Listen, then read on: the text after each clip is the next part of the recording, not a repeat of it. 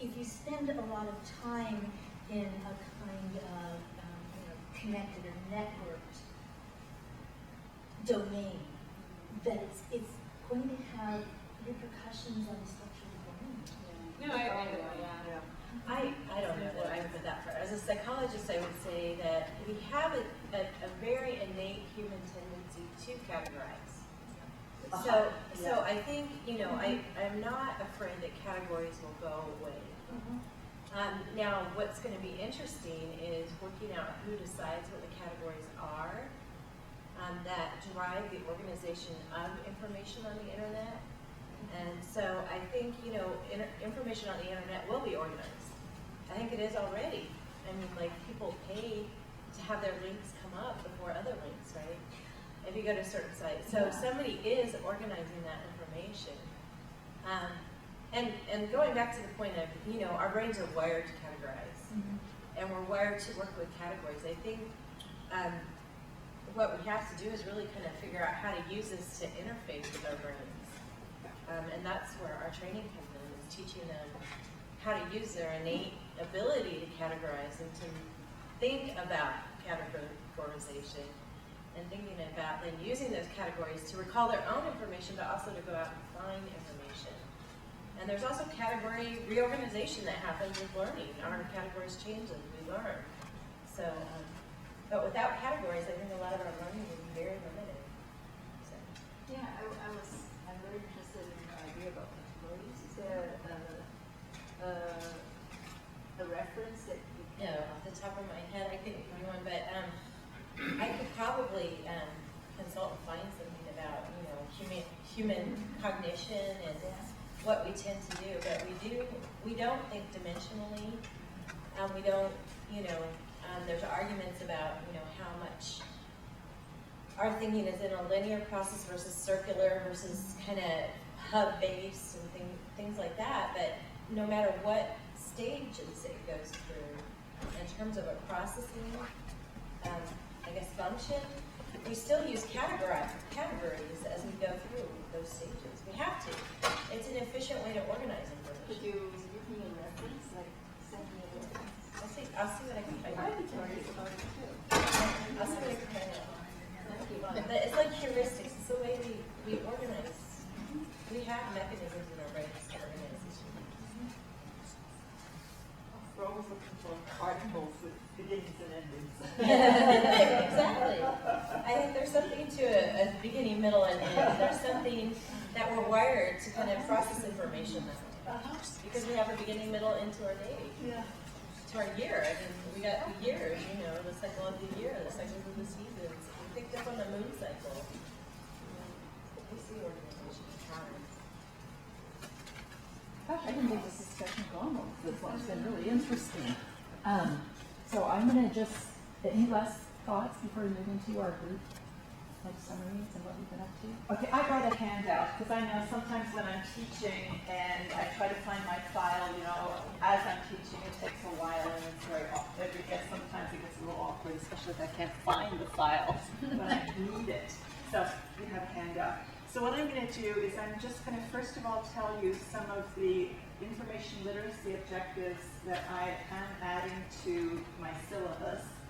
And I wanted to explain also, did I introduce myself? It's late Friday, sorry. So on this handout, you'll see some of the information literacy objectives that I am adding to my syllabus. This is for a language, culture, and society class, and I actually have a reading on categorization there, but I'd love to get something in addition to that. So I'm adding these three objectives that I think would apply to many courses. The first one deals with basically a writing objective, paraphrasing, quoting, citing. That applies to many, many courses. And then the second one deals with locating primary and secondary sources, also very important. And the third one emphasizes synthesis. So those will go into my list of objectives in my course syllabus, but then these are the objectives that I'm also applying in this task that students are doing.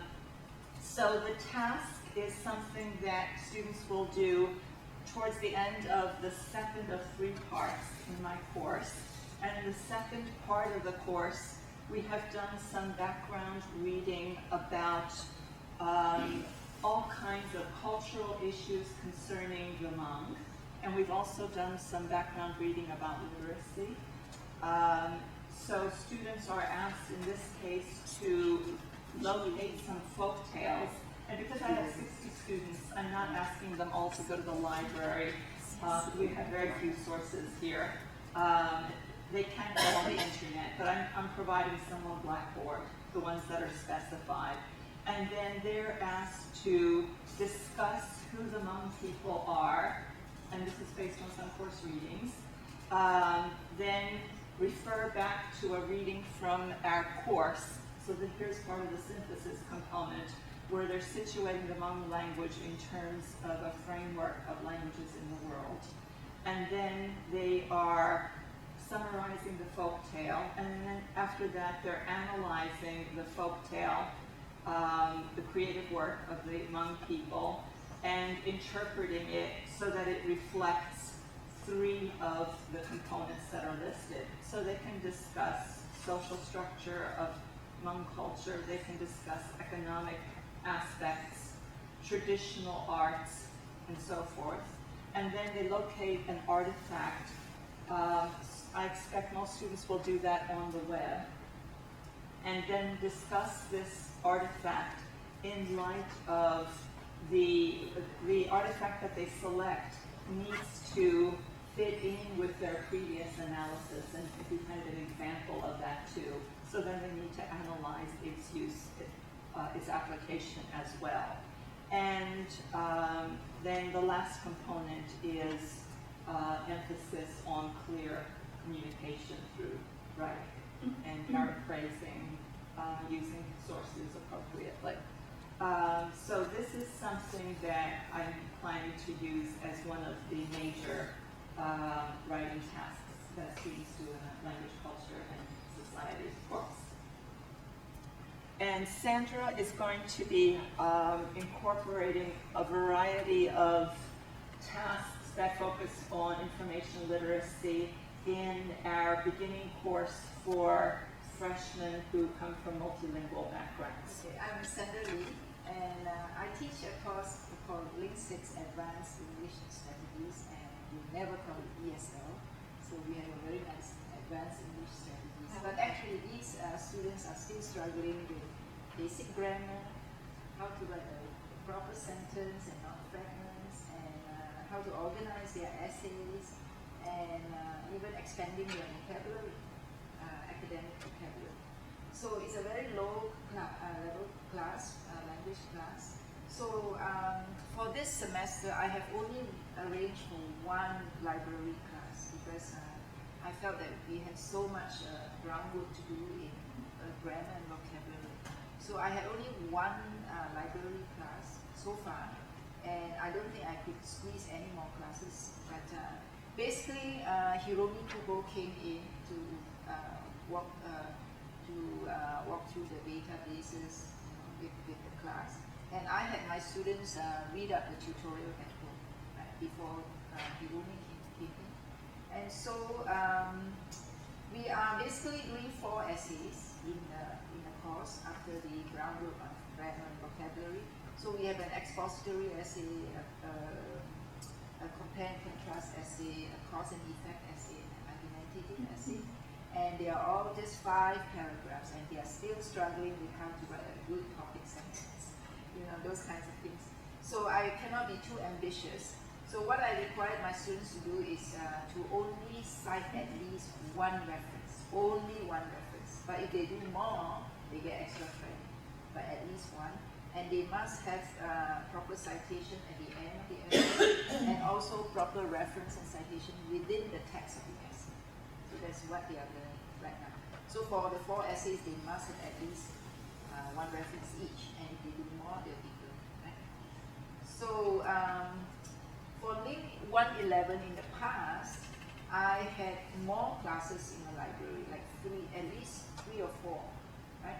So we started with one, like, looking up definitions, how to write a definition for a concept or a term. And I had like something like, 3 classes with Ross came in, Roosevelt. So they have more library classes, and this is a higher level writing class, and some of them are actually close to graduation. And they say, oh, we should have enrolled in this class at the beginning of our university career and not at the end. So they found the course very useful, and the library sessions were very helpful. So I'm trying to incorporate more library classes for my Link 6, the first course that I described, and I will keep doing the same thing in my Link 11 as I did in the past. And students like the library sessions with the library. Can you explain what 111 is? Oh, 111 is academic writing. So I treat it a little bit differently because I feel that in the English department they do a lot of creative writing, personal writing. So I do not have my students do as much personal writing as they would like. So I cut down on journals and responses, like personal, more like personal, and I concentrate on academic writing. Like they come from different majors, so I have them write essays from their major areas. And I insist on academic style rather than personal style because they have a lot of opportunity doing that in the English department. When they do English 5A, B, no, or English 10, I may be mistaken, I don't know. Maybe 5A. Yeah. So, Did this used to be called academic language? Didn't you used to have a course called academic language? Let's see, we have a Link 6, which is part of the composition series for freshmen, and that's the first one. And this one is an upper division writing class. It meets the requirement of the all students having to take a W class. So this is designed for multilingual students. We sometimes call them Generation 1.5, who need some kind of ESL methods to support their work. So it's an upper division class? It's an upper division class. and we have a lot of international students in the class as well. With both the courses that you describe, how are students self-selecting into these courses, or are they directed into the courses? Link 6 is self-selected. Link 111 is also. Yes, it is. So they have a choice of so many. Well, yeah, I was thinking I often get students in 160W who actually belong more in your Ling 111 class. So what is your 160W? 160W is the upper division writing course that satisfies the writing requirement, but we have a lot of language learners and who are still struggling. And I'm doing remediation in what was supposed to be their final exit test. So I'm glad We do a lot of remediation in 111 too. We do a lot of editing, and still the students say there's not enough grammar. We want more grammar. This is the first time I hear people wanting grammar.